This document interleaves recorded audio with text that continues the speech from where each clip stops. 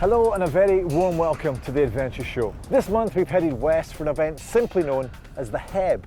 Now this race takes competitors on a stunning journey through the most spectacular wild landscape of the Uist and Benbecula. Oh, that's awesome. Horrible, but awesome. In this event, competitors run, bike and kayak over a 200-kilometre course. And there are a few navigational challenges thrown in there for good measure. Okay. For the endurance athlete and just somebody out for an adventure, it is an amazing challenge. It's brilliant, it's great to be out here, incredible place. Competitors take part individually or in teams of two. Now there are optional sections, but missing them incurs big penalties. So there are plenty of choices for everyone. And it all starts right here on the ferry with registration. It feels like you're going to a foreign land, so it's definitely feels as though you're escaping for the weekend. When I was 16, I first came up to Scotland and fell in love with the island. Then I'd just take any chance to get back there now. I've never been to Uist, but can't wait to get there in person. This is an event that's making a huge impact. No wonder there's no shortage of people who want to challenge themselves in one of the most spectacular and remote parts of Scotland. And it does what it says on the tin. This really is the race on the edge. It's about pushing yourself in different ways. It's about not falling off the bike. It's about not getting lost. It's about not tripping up. It's about linking things together. It's about being self-sufficient. It's about not being reliant on other people. It's about trusting yourself, and if you're with a partner, trusting your partner to make the right decisions. And to remember to smile as well and have some fun. It's hard. Also in this month's Adventure Show, we're off to Highland, Perthshire, where two students from Bredalman Academy cast aside their school books to experience working in the great outdoors. When you're doing it for yourself, you're just thinking about the fun side of things. If you're guiding, you have to think about others' safety and how it's all going to pan out. Hold on, guys! And as the nights get shorter and the weather colder, we catch up with an exceptional young ice climber as she prepares for the winter competition season. I couldn't imagine doing another sport. Whenever I've tried anything, I've always just been like, nah, I prefer climbing. Like, I think I'll just do it forever. But first, we're off to the Hebrides as the competitors psych themselves up for 2 long, tough days of racing through one of the greatest places on Earth. It's a bit windy. What wind? It's a light breeze. This is one of the most challenging events in the Scottish racing calendar. No surprise then, there are plenty of pre-race nerves. How are you feeling? A little nervous. Smiley this time of the day, it's good to see. Always smiling, yeah. I've got a son somewhere. Do you have to still make sure his clothes are ready in the morning and make his breakfast for him? I've done all his lunch. I've made him put his water stuff together. Yeah, nothing changes. Is this him here? This is him. This better not be going on TV. Of course it's not. Of course it's not. So your mum wants breakfast in bed tomorrow morning. You're going to organise that for her? That's it. I've basically spoken to the guys in here. I'm going to come along early. The nice wee red tray full of everything you need for your breakfast. I'm holding you to that. It's 2 minutes to 9 in the morning. You can see them behind lining up for the photograph. That's probably the last time they'll smile during the day. Certainly the last time they'll be clean. It starts as a Le Mans start with a kilometre dash along the beach, and then they're off onto the bikes and an amazing experience in the Hebrides. This could be the end of a 35-year marriage. She signed us up for this. And then he wouldn't let me quit, so... When there's a deadly silence, then we know we're communicating really well and the marriage is going to survive. So here we are in Benbecula at the start of the Heb 2018, and off they go. Day one has 7 sections and each of them challenging in its own way. The first one, of course, just a kilometre dash along the beach. A lovely start this morning. Some people who want to win this may be getting a slight advantage as they go off the front, but let's face it, this race is not going to be won and lost in stage 1. So many stages ahead, so many beautiful moments ahead. 12 stages over 2 days. Some of the highlights today are absolutely stunning. The race takes competitors across the islands of Benbecula, North and South Uist. After this sprint along the beach, the first day continues with a 17k bike ride to North Uist. Then there's an optional run up that island's highest summit, Aval. Back on their bikes, the racers face more choices, this time between an on or off-road route to Lochmaddy. After that, there's a 3k paddle before another cycle ride to the tidal island of Valley, where there are 4 running checkpoints to tick off. One final 41k bike leg takes them back to where they started on Benbecula. It promises to be an amazing day of racing, but competitors will need to keep their wits about them to cope with all the logistical challenges and navigational choices. You can see the first runners are now coming to pick up the bikes to make the first of many transitions in this fantastic adventure race. Quite a difficult choice of bikes for these guys today. All the racers have to make up their minds whether the road or the off-road is going to be the priority. So in the lead out of the run is Nia McInnes from the Bellahouston Roadrunners, number 111. Following close behind, 117, Martin de Brink, and Jerry Wheeler, 119. They're racing well. Competitors have travelled here from all across Scotland, the rest of the UK and overseas. But there are 4 locals who also couldn't resist the challenge. First out of transition, number 111, Nia McInnes from South Uist, has slipped down the pack a few places. But 119, Jerry Wheeler from North Uist, is now in the leading group. I'm a surfer mainly, so this place is just perfect for me. The hills are incredible. There's no Munros here, but they're still really interesting, beautiful hills. And hills and islands are really special, the views that you get from them. Once you've done the recce of some of the routes and then you go around and you actually see it on a stunning day, it's quite difficult when you're doing it on a nice day to kind of not stop and actually take photographs. So even as a local, you know, you do appreciate the kind of stunning scenery. The other 2 island competitors, Amy McDonald and Gemma Beaton, are currently out in the lead for the women's pairs. We definitely needed to train a lot for the cycling, and with this event, like, you're not sure what type of bike to get. You're on the road, you're on the sand, you're off-road, like, it's so difficult to know what to choose. We've done all the points and all the routes. We haven't put them all together, but we've kind of done a good recce of everywhere. I've come to transition 2, 18 kilometres from the start, and you could argue this is where the racing really begins, because this is the first section where you have choices. Behind me is the beautiful but challenging hill, Aval. Now there are 3 checkpoints up there. You can do all of them or none of them, but if you do none of them, you will incur those time penalties. Well done! Cheers! So here come the first competitors, rattling down here. 119, Jerry Wheeler, who's one of our islanders. Jerry, how you doing? The first bit nice and easy? Yeah, it's not too bad. So how about pacing yourself? How are you managing that? What are you thinking about for the rest of the day? Well, I've been up this hill a few times before. So. Well, listen, have fun. One of the favourites for today's race, Stuart Whitley from Edinburgh, is also in this leading group of 4. Stuart used to excel on his bike, but for several years has concentrated on hill running instead. Cycling was a bit fast for me. Did you just sit in with other boys there? Well, I did my turns, but I prefer running than cycling. So this is the fun bit for you. Terrified of the kayaking, but have fun, man. Have fun. I only agreed to do it as a pair to help out somebody whose partner had pulled out a couple of months ago, and then the guy that I was doing it with fell off his bike a couple of weeks ago and broke his collarbone. So I asked a few people in my running club if they wanted to do it, but I couldn't get a replacement in the end, so I just thought I'll just do it on my own. It's easier to navigate to the top of a hill than along those wee lock-ins. But good fun so far. I was just trying to get a bearing and make sure you were going in the right direction, because there was a couple of bits where we almost got the wrong side of a lock, and then you would either be a swim option or a long run round the side. Cheers. Thank you. All right.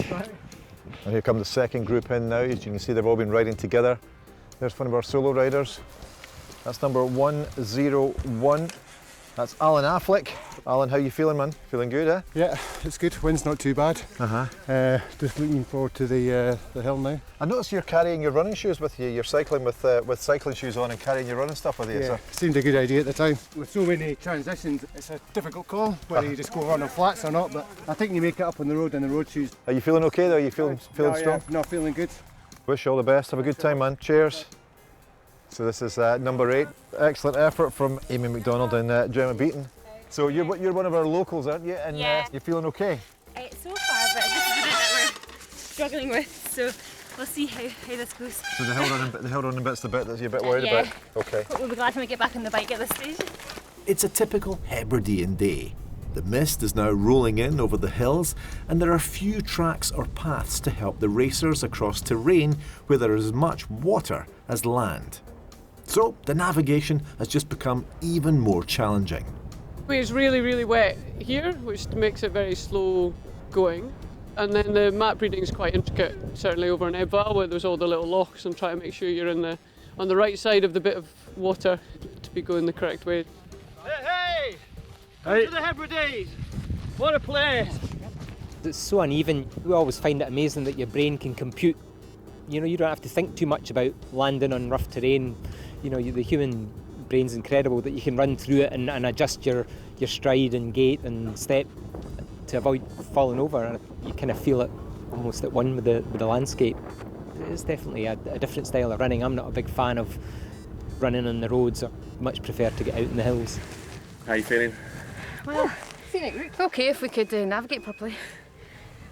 My nav today was shocking. I just set off in the wrong direction. The guy was filming me right next to me, I don't know what, just laughing probably.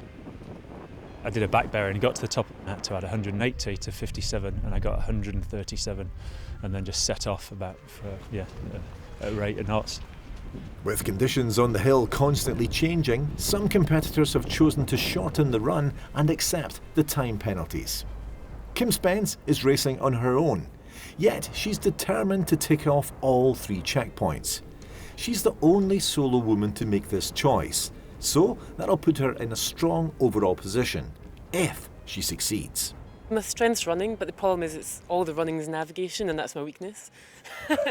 So normally when I do these events, unless it's multi-sport without navigation, I'm in a team, relying on someone else. So that's the part I'm worried about, to be honest. I did a race a couple of months ago in Duddon Valley in the Lake District. In the Clag, you couldn't see 10 metres in front of you, and people were getting lost. And luckily, I was stuck with a group that knew what they were doing, but I couldn't have done it on my own. So if the Clag's down and there's no one around, come and look for me. As the most competitive struggle through the mist to find all the checkpoints, the run is nearly over for those who've chosen to tick off just one.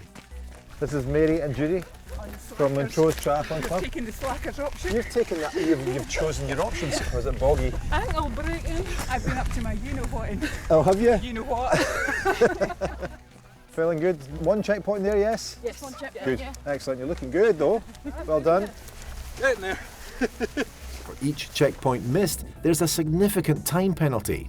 It's that mixture of strategy and sheer stamina that makes the Heb such a compelling event. And here's something that might surprise you. This isn't just a race for the elite few. We wanted to create an event that was accessible. Yeah, you know, you need to be able to ride a bike and run, but actually we wanted something that was able to be achieved by a range of people with different abilities. So they can choose how much they bite off, both in terms of physical time and actually navigation as well. Just keeps you thinking as you go along, do I accept the time penalty? Even if you're going to be maybe 10 minutes quicker, it might be worth taking that penalty, saving your energy for later. So yes, you've got to keep thinking all the way along the route to whether you take a penalty or not.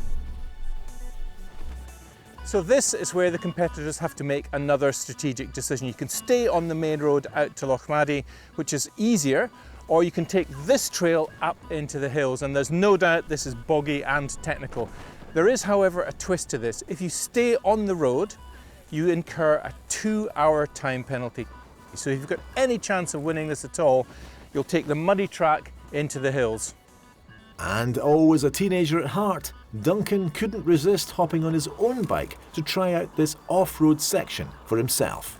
This is part of the Hebridean Way walking trail, and it's loose with some very big, sharp stones on this, but it's beautiful. Great riding.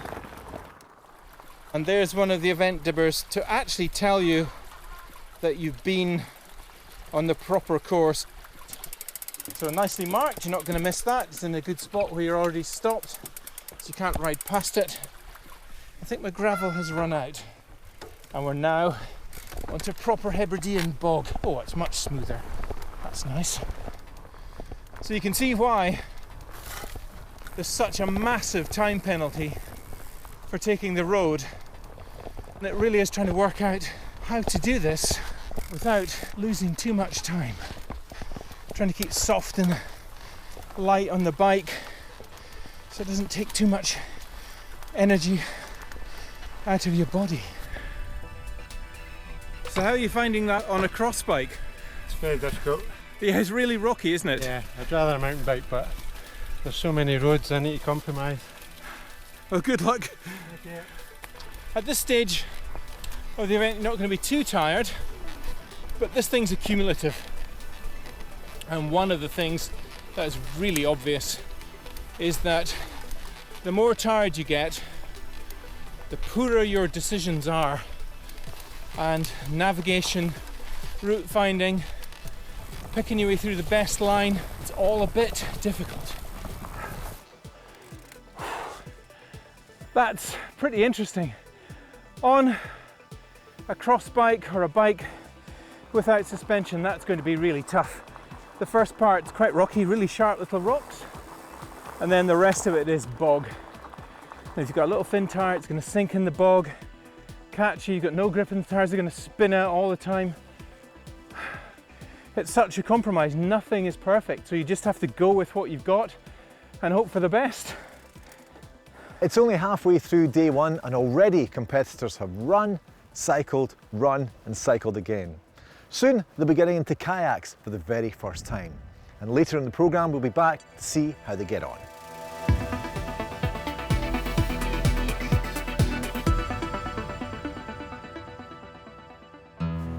Now we're off to Glasgow to meet an exceptional young climber. Caitlin Connor is just 15 years old, but she's already won the Scottish Championship twice in her age group.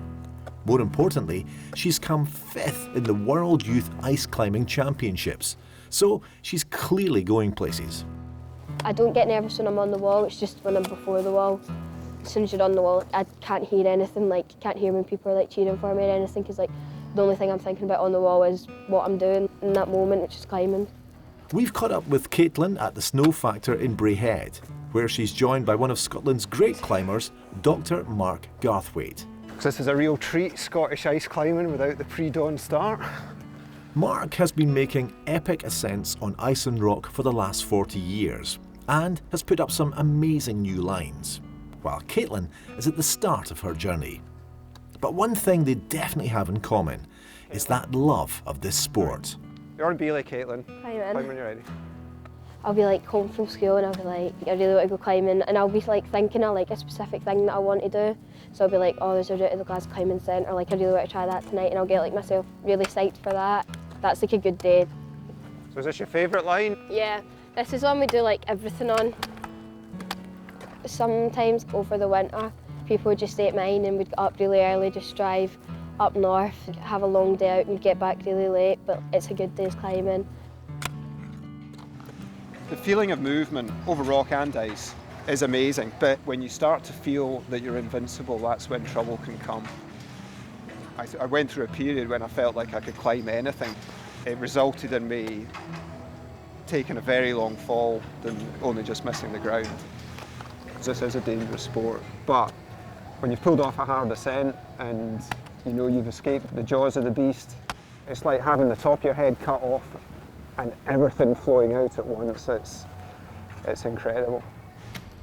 I guess that is what I'm most jealous of Caitlin, because she has many, many days like that in front of her. Okay.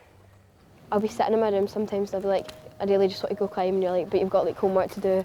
And especially once you've not been for a wee while, or when you know that there's something that you really want to do, at the wall, you're oh, I just want to go and try it, but you can't. Okay, climbing. Now it's Mark's turn up the wall. At 54, he's an elder statesman of the climbing world and a Scottish legend. That's lovely ice. And when he started out, indoor facilities like this simply didn't exist. I was very much introduced to climbing through hill walking. You become aware of people climbing the cliffs as you trekked up Munros. These people just seemed like heroes to me, and I was desperate to sort of find out what it was all about and join that tribe. But it was a very slow process. We had relatively rudimentary gear. Falling was not something to be considered. Now there's been some talk about ice climbing becoming an Olympic sport.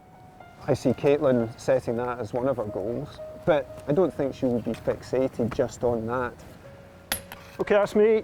Okay. I see her doing things in the big mountains, but I see her doing adventure ice, and I see her excelling at Scottish winter climbing as well. That's great, enjoyed that. It's Caitlin's turn again, and she's keen to practice a Scottish speciality, being able to use her axes when the ice runs out. All right, good to go. Hi, Mum. I'd quite like to be like a guide or something, or like coach climbing, because I do like voluntary stuff now for an outdoor club, Glasgow Gorillas, and I really enjoy that, just coaching younger people.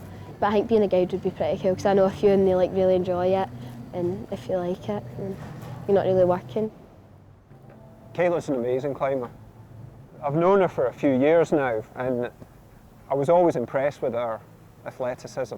Now I've seen what she can do on ice axes. I think she's found her calling, and she is so incredibly enthusiastic for it. She's embracing every aspect, not just indoors, but she's starting to develop her outdoor skills as well. Excellent, very good. She's got a great head. She's very determined. She applies herself to her training, and she works really hard at that. Is this a powerful move coming up? I'm going to try a Fig 4.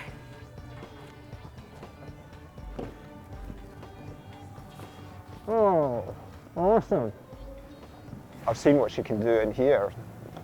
Her upper body strength is phenomenal, and her flexibility as well. But I think it's her mental approach to it, it's her enthusiasm for the sport, which really makes her different from any other climber of her age that I've met. She is so unbelievably enthusiastic and keen. I haven't met anyone like her. Okay. Okay, got you. I couldn't imagine doing another sport. Whenever I've tried anything, I've always just been like, nah, I prefer climbing. Like, I think I'll just do it forever. In Caitlin, we've just seen one of the great new faces in Scottish winter climbing. And from everyone here at the Adventure Show, we wish her the very best of luck in the years ahead.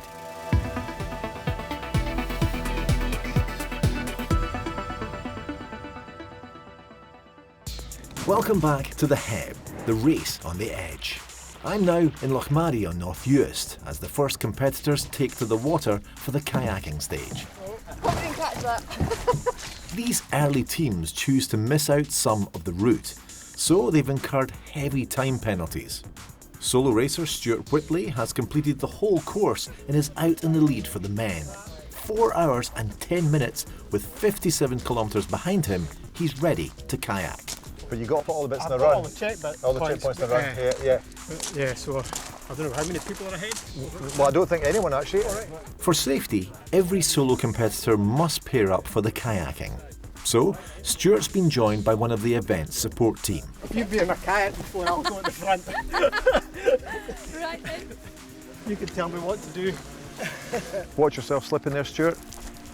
He is a great athlete, such a brilliant runner in the hills, really strong on the bike.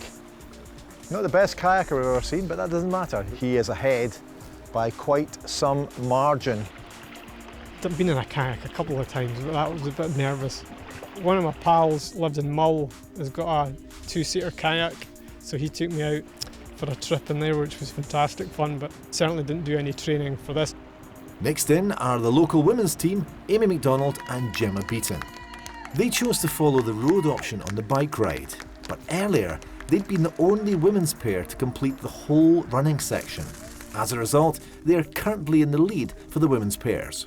Amy McDonald and Gemma Beaton falling all over the shop. This would not be the place to fall off the bicycle. So do you think having a bit of local knowledge is good? Yeah, definitely. Like, we saved some time on Eval, direct at each checkpoint, and we saw people like getting lost. That's good. We tried to help people out. You can see out there's a man sitting on a deck chair on a paddleboard out there. So if you paddle out to Jez, okay, and then to the right of him, can you see a white buoy? Yeah. You're going to paddle to the white buoy, and then you're going to come back. Okay. This is the 4th year for the Heb, but it's the first time Amy and Gemma have competed. Last year, I remember sitting in my living room, seeing everyone going past, And I was like, that looks pretty cool.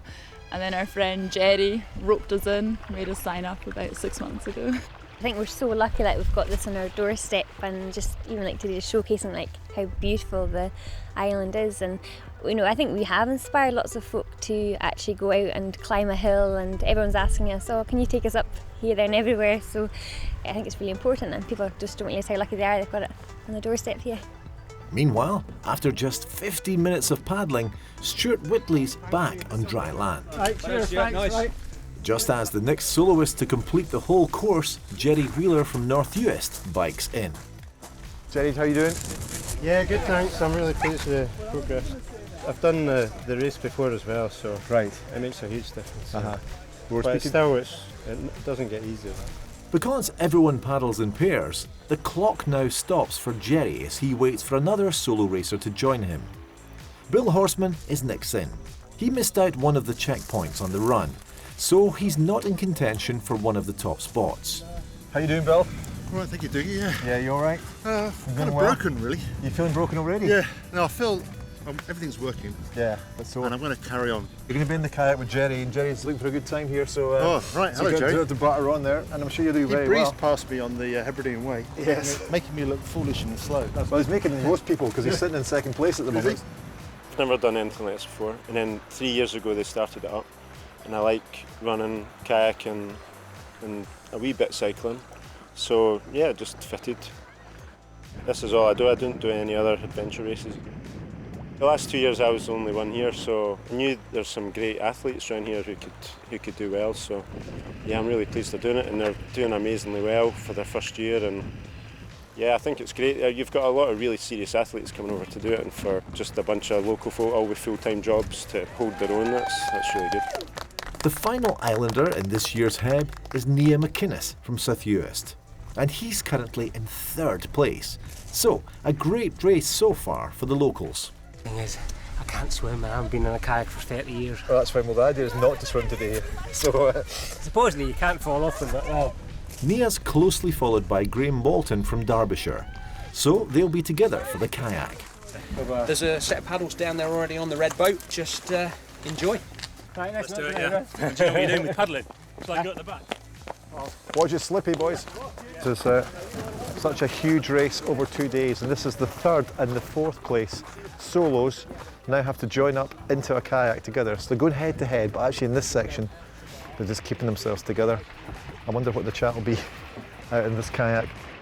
Meanwhile, out at the front, Stuart Whitley is on the final stretch before the last run of this first day. It's on the tidal island of Valley, but first you've got to get there. There was no path at all, you couldn't see anything. The guy in front got into up about his knees and then actually got off and started walking with his bike on his shoulder. I thought, well, it looks like a long way to walk to the island, so I went just to the side of him, and then a few hundred yards later it sort of he came to a sort of slightly shallower bit, and actually the second part of it was a lot shallower than the first bit. It was just the first section was pretty up to your knees. Yeah, it was a bit daunting when you saw it and you couldn't see any path at all. The first female team to the island are the locals Amy McDonald and Gemma Beaton. They are well used to this kind of terrain. We're both really active. Gemma was a PE teacher, I'm a physiotherapist, so we're both really into our kind of health and well-being anyway. We're kind of brought up around like crofting as well, so most of our running has been running after sheep. So I felt right at home today. Yeah, well, I was a PE teacher, and then I really wanted to move back home to the islands, so I did a career change, and I'm now an air traffic controller. Bit of a career change, but yeah, I'm glad to be home. In the women's solo race, Kim Spence has completed all the checkpoints on the hill and is now making her way along the off-road bike section on the Hebridean Way. I've been doing this for a while now, so I started off doing the usual 10Ks and 5Ks and half marathons on the road, and then you think, what's next, and you do an event, and yeah, you're tired, and at the end of this weekend I'll be like, never again, why am I doing this? Then I'm like, what's next? I've already spoke to someone who's like, oh, you should do the Irish Coast to Coast. I'm like, oh, I want to go to Ireland. I've not really done anything in Ireland, so that's a great way to see the place. And there's nowhere better than the tiny island of Valley for that sense of being somewhere very special. Once nearly 60 people lived here, Today, it's uninhabited, and for many competitors, this is one of the highlights of the race. It's a beautiful place. We really loved that section 2 years ago, even though, you know, it's tough because you're running on, again, difficult terrain, but you've got things like seagulls flying above you, and, you know, you get time to notice these things. So, yeah, that's absolutely the challenge of getting out there, because the cycle out there, even though the tide's out, you're riding in salt water, quite a bit of it, so it's pretty tough, but yeah, it's good. You don't get that anywhere else. I really enjoy it because it's natural. It's very different than running around the streets, say doing a marathon in a city centre. It's completely different really. There's no course marking, you have to make your own decisions, there's just you and your running partner, and you've got to look after each other and just make the most of it. It's 3:15 in the afternoon, and the competitors are now spread right across North Uist, biking, running and paddling. What's not to love about this? It's absolutely stunning, isn't it? Brothers Alistair and Kenny Short are out in the lead in the men's pairs, but that doesn't stop them taking in the view. When we went on to Valley, and we just stopped and says, this is just stunning. We're here because we're on a weekend away together, and we're just enjoying the scenery, and you couldn't have come to a better place than the Hebrides. When you're cycling along the seabed, it's really special. But also the welcome you get from the locals, and people really kind of know the race is on and really supportive, so that makes it quite special as well. The first of the riders are now coming off the island of Valley. Now he has to prepare himself for the 41k back to Benbecula, where a hot meal awaits and preparation for tomorrow's racing. After an already mammoth day on foot, bike and kayak, the competitors face a typically strong Hebridean headwind as they pedal all the way back. And even though he's completed the whole course, Stuart Whitley is now in front of everyone else. For something like that, where you're out for all day, I think if you tried to, push a big gear, well, I certainly would. I don't think I would get round it. So it was a case of just taking it a bit easier on the bike sections, because you really just had to pace yourself. I think this is the longest bike ride I've done for a long time. I'm glad I got this cushioned seat. What a performance. Well done. That was hard. That was 41 kilometres into the wind, was it, pretty much? Pretty much. There was a couple of twists and turns where you got a bit of respite, but it was pretty much on the nose most of the way back. It's neck and neck between the next two riders. Jerry Wheeler was first off Valley, but Graham Walton's a superb biker, and he's now edged ahead. Excellent effort. This is our second race racer crossing the line there. Well done, good effort.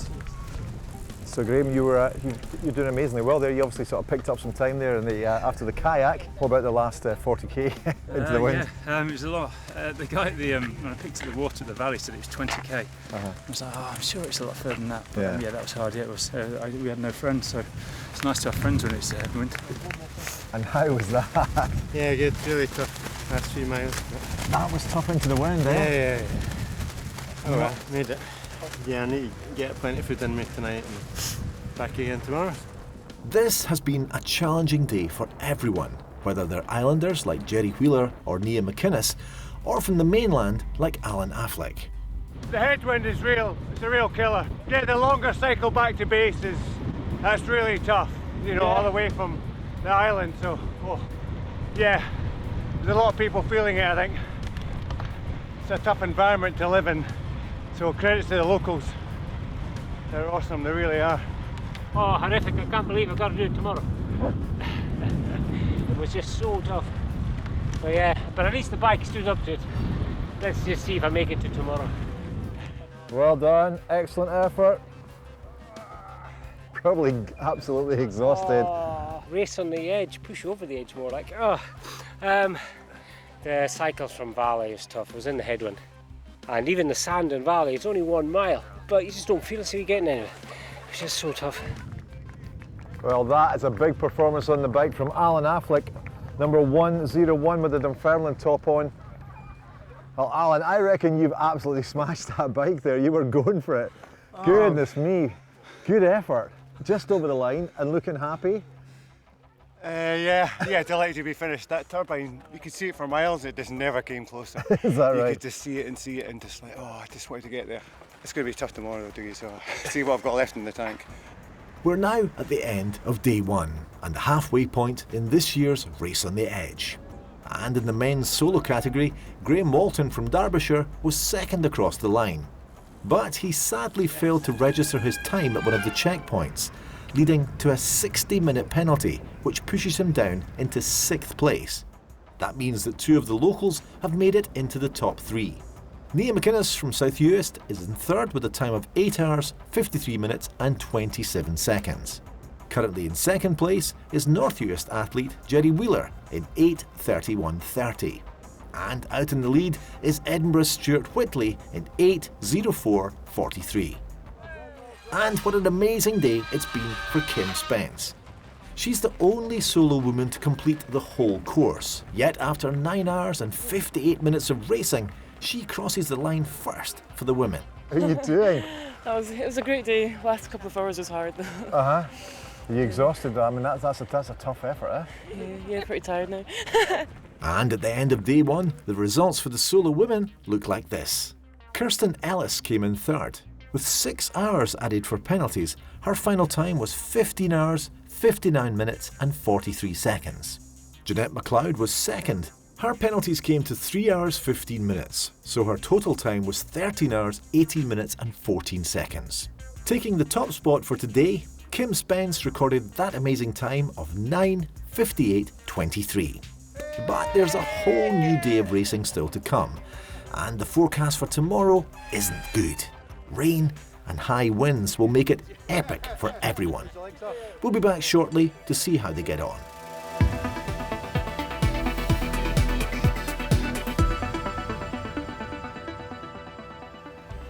We're off to Aberfeldy in Highland Perthshire, and a school that's determined to show its students that a future career doesn't have to mean being tied to an office staring at a screen. Not surprisingly, it's caught the imagination of the young people there. I don't think I could last very long sitting in an office doing stuff on a computer. I like being out, walking about, talking to people. I've never liked sitting down at a desk. I can't focus on anything. I much prefer to be outside, hands-on, physical, doing stuff. Ewan Hodgkins and Ross Phillips are in their 5th year at Breadalbin Academy near the River Tay. This school is committed to the Scottish Government's Skills for Work programme and has built these ideas into their sport and recreation course. Today, the students are out and about on a work placement. They're getting a real life experience which isn't always available to happen in school, so they're out there in the face of it, working with the community, so they're having to develop their communication skills to be able to work with a range of people. 1, 2, 3, hop. Not just who they're used to working with, which is definitely something that they need to use in their later life. We've got 4 businesses at the moment. We've got Splash, No Limits, Wee Adventures and Free Spirits, and they all offer a wide range of outdoor opportunities for tourists and for the local area, and our pupils are getting a big advantage of working alongside these guys. In an area where there are no leisure centres but a whole range of outdoor and adventure companies, Ewan and Ross have signed up to do their work experience at Free Spirits. It's a fantastic opportunity for them to get involved. It's a fantastic opportunity for me as well, because what it gives me is it gives me potentially staff that are living locally that I can call upon as and when we need them. We spend a lot of time on the river with the young people, which is great for them because it's good fun and everything else. But what we like to do as well is we like to show them that it's not all glamour. So they will be washing wetsuits, they will be mopping floors, they'll be doing all the jobs that people don't perceive to be quite as glamorous as the being on the river and going down the rapids and jumping off of cliffs and things. You know, there's 2 sides to every job. So we like to show them the whole package. Pumping up the rafts, that was pretty hard because when you got to a certain point, the pump wouldn't go down any further and you had to kind of like put your body weight over it and push down with like straight arms, bend your knees. It's quite muscular. I'm just tying the line onto the boat to keep it secure and neat. Ewan's been helping out here for a number of years, but it's Ross's first time. So one of the instructors, John Pinkerton, will be teaching the 2 lads the skills needed to take clients rafting down the River Tay. So as you break out into the flow, remember to call the early hold on, lean in with a slight right angle. You want to be guiding the whole way down the first fall so you can catch that big wave with this side of the raft. Don't catch it too tight or too sharp because it'll snap us round a little bit too fast. I like being practical and being outdoors because I want to be like going to agriculture, so it'll help with my practical skills. The difference from the school to doing this is you have to deal with clients and their needs, and you have to adapt to your ways to go about them to make it work. You've got to be comfortable with talking to people, and then you've got to learn how to control the boat, how to control your clients, what all the lines are, and it's quite technical. I find it rewarding that like people have had a good time, and I've like been responsible for that.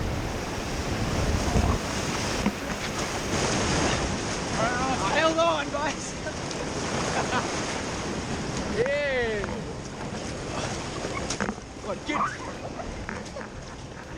Water wasn't too cold, so it was all right getting chucked in the river. When you're doing it for yourself, you're just thinking about the fun side of things and just enjoying it. Whereas if you're guiding, you have to think about others' safety, your safety, and how it's all going to pan out and what potential dangers there could be. There's a lot more to think about it. I kind of like it, but it's also stressful at the same time. So the job itself does require discipline. It does require getting out of your bed in the morning, getting to work on time, and it doesn't matter if you've had a bad day or a bad night the night before. You're dealing with the public, you're dealing with people who are going to be paying for you to give them an experience. So you have to paint a smile on your face, and you have to get on and do the job to the best of your ability. So yeah, we're teaching them everything about the job itself, but we're also teaching them those life skills which I think are relevant in every job. Some of them might not even stay in this area when they leave school, but they've got the ability to work with a range of people, they've got the ability to communicate, they've got the ability to problem solve. It's really developing their skills for life. And our thanks to everyone at Breadalbane Academy and Free Spirits for sharing that story with us. And if you want to find out more about this or any of the other items on the programme, follow us on Facebook.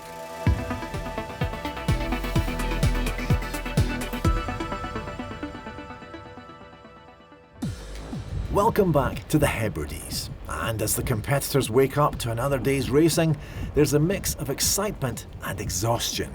And there's one thing on everyone's minds: the wind. Might get blown backwards a few times, but we'll see. We'll just have a bit of a laugh and enjoy it and not take it too seriously.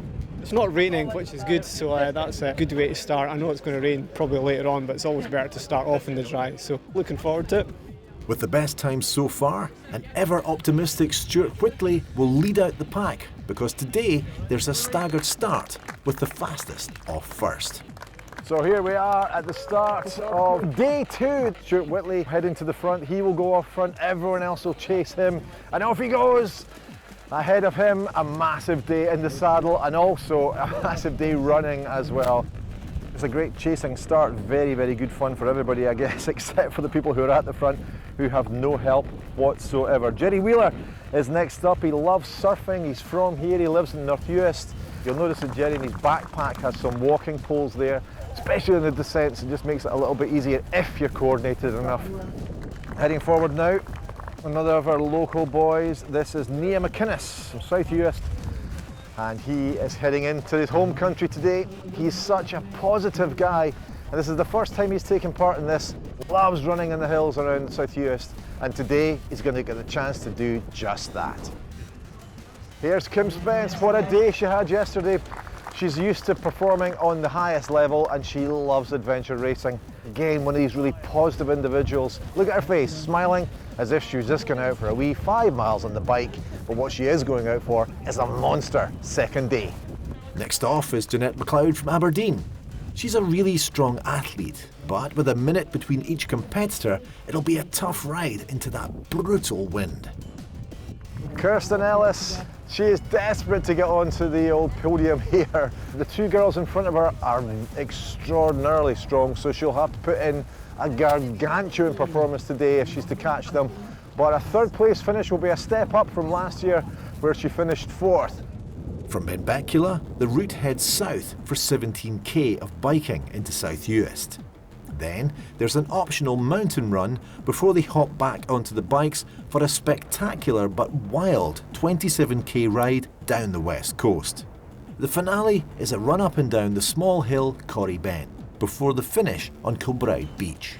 But right now, no one's thinking about that end point. I'm here at the transition point between the road bike and the first of the navigational challenges on Benmore and Hecla. There were 5 checkpoints to pick up here, but that's been cut to 3 due to the high winds. But good navigation here will make all the difference between winning or losing this race. Stuart, that looked like a massive battle. It was hard going. Yeah, very windy.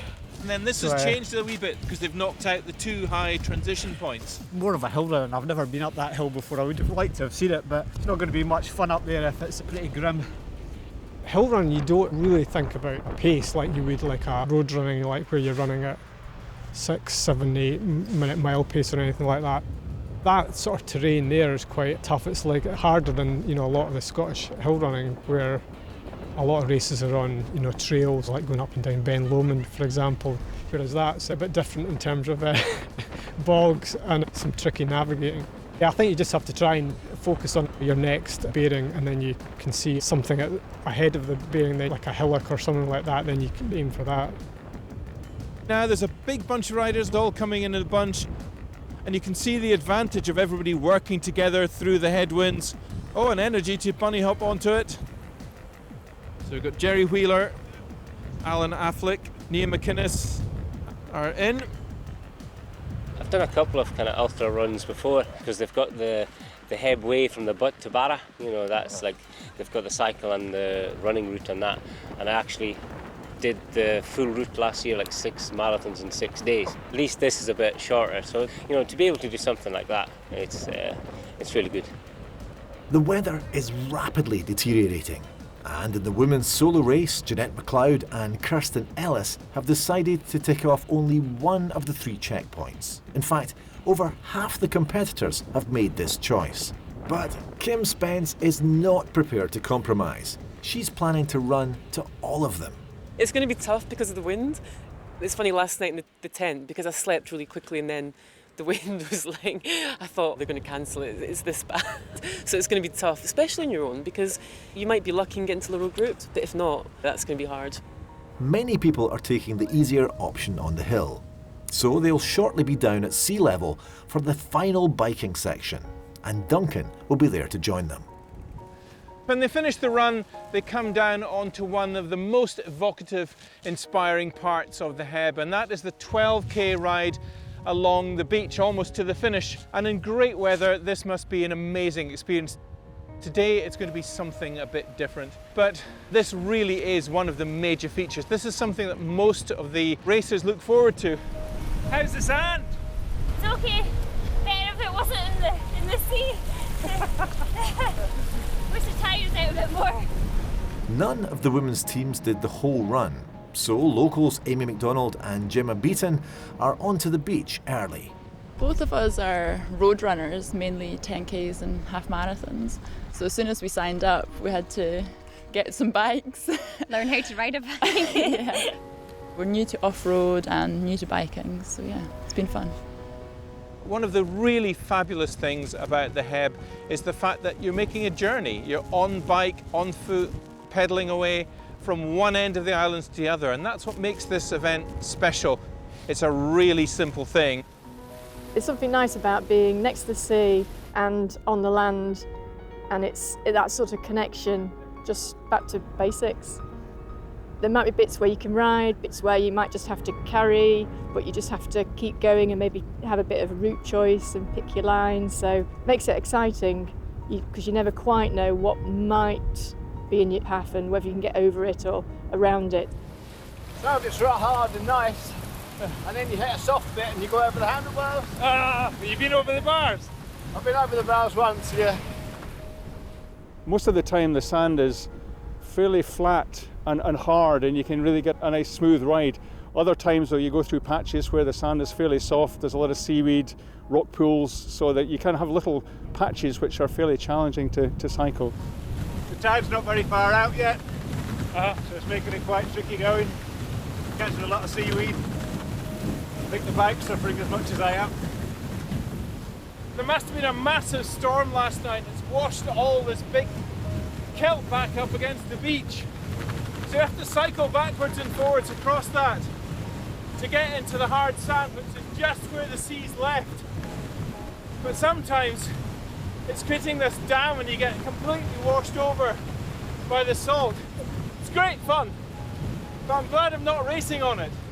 Well, I'm looking forward to see the beach, but I'm not sure if I'm looking forward to the cycle. Heading up the men's pairs are two brothers.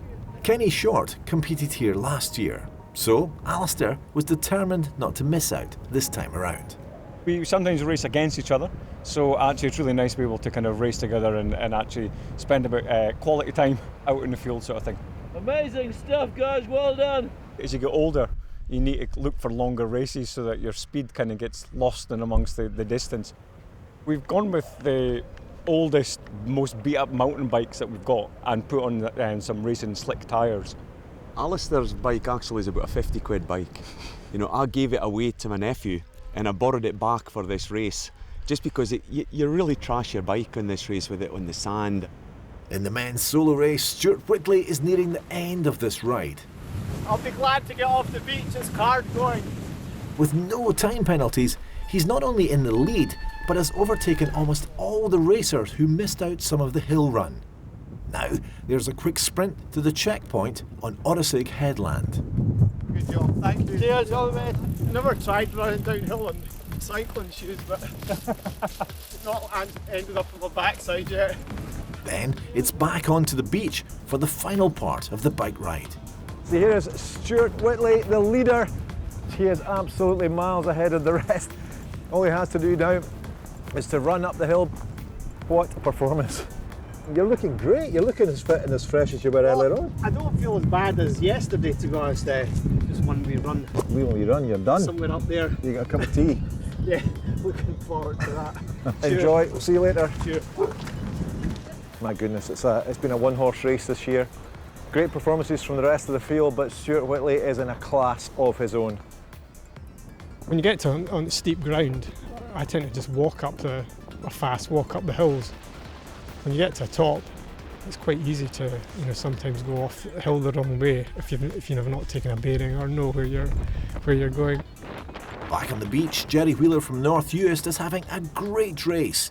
He's currently in second place. But in these weather conditions, competing on your own can be tough. Definitely do get low in these sort of races. It's just really hard to keep yourself going, especially if you're doing it solo.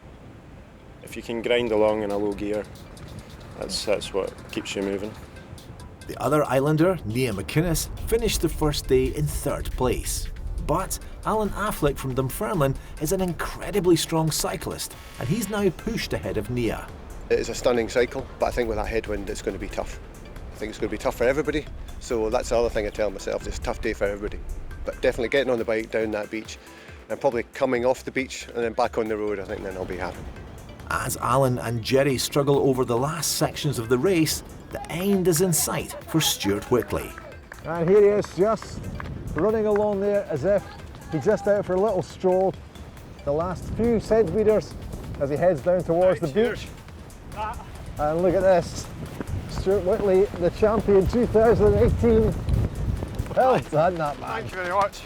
I didn't come up here with any great expectations. As I said, I was supposed to be doing it with somebody else and ended up just doing it on my own when they got injured, so delighted to win. Well, pleased, yeah. So here is our second place racer, Jerry Wheeler. Well done, Jerry, well done. You must be feeling pretty good with your performance. Yeah. If somebody had said 2 years ago I could be here now, I wouldn't have believed it.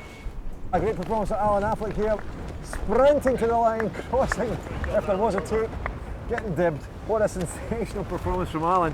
It was a tough day for everybody out there on the bike, and it's, yeah, as I said to you this morning, you just got to keep the pedals going. So glad to finish in what a beautiful spot. So, confirmation of those winning results for the solo men. Alan Affleck came in third with a total time of 15 hours, 5 minutes and 5 seconds. In second place was Jerry Wheeler in 14:44:51. And taking top spot with an amazing time of 13:24:36 was Stuart Whitley.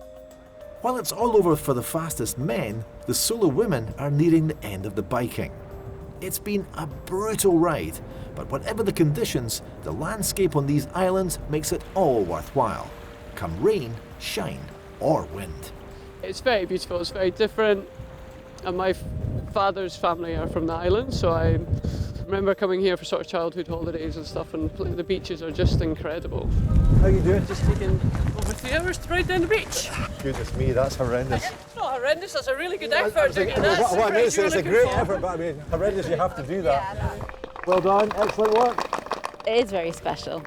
And last year I actually stopped for a little break and a snack and saw a little seal sat out in the sea, and his head was up and it was just watching all the bikers go past. So that was a pretty special moment. And that's not the only wildlife on offer this year. This otter ought to be in the race too.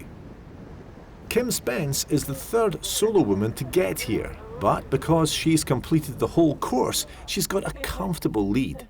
Actually, it's funny when we came off the beach. There was like, at one point, there was no sound, there was no wind, and it was just silent, and it was just like, wow, hold on, it's not raining, it's not windy, it's actually quite pleasant. The mixture of activities, running, biking, kayaking, it's nice to mix it up, isn't it? Because I'm not into triathlons where it's, run really hard and get off the bike. Physically, sometimes you blow up and you think, I've still got 3 hours to go and I've blown up. And that's where, you just have to just keep going and think you'll get there, keep going, keep going. Well, no question about Kim's stamina and determination today as she pounds over the final few steps to the finish line. What a great athlete she is, and what a fantastic performance over these 2 long, hard days of racing. So congratulations, Thank that was you. a fine effort. Yeah, no, it was excellent, I really enjoyed it. My legs actually feel not too bad. I think maybe because I was cycling so slowly.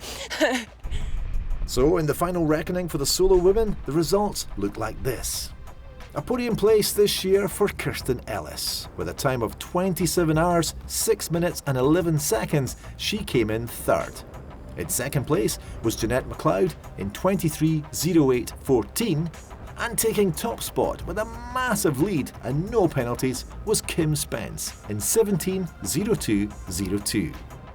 In the pairs race, Islanders Amy McDonald and Gemma Beaton took top spot for the women, while the Short brothers, Alistair and Kenny, came in first for the men. What an epic 2 days it's been, but some people, it seems, just can't get enough. After the day they've had, it looks like this is pushing it a little bit far, but hey, it's a great way to let your muscles recover. And that's it from this month's Adventure Show. Next time we'll be joining Cameron McNeish for 2 special programmes over the festive season. I'm back on the mainland enjoying the glories of the west coast of Scotland. And I hope you'll join me for our traditional Roads Less Travelled. And this year I'll be going from the Mull of Kintyre all the way to Marrig, along Scotland's rugged Atlantic Way. And I'll be back in the new year with the Dramathon, a marathon trail run along the Speyside Way. Hope to see you then. Meanwhile, thanks for your company and bye for now.